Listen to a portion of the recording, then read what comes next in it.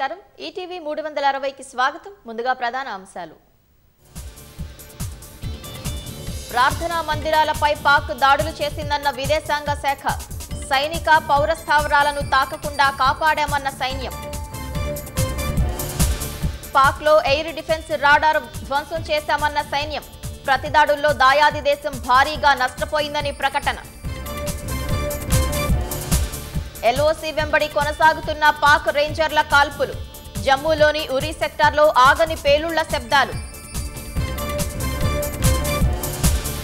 మాజీ సైనికాధికారుల బృందంతో ప్రధాని మోదీ భేటీ సూచనలు సలహాలు అందించిన విశ్రాంత త్రివిధ దళాధిపతులు పోర్టులు నౌకలు టెర్మినల్స్ లో రెండో లెవెల్ భద్రత శంషాబాద్ విమానాశ్రయంలో నిఘాను పటిష్టం చేసిన అధికారులు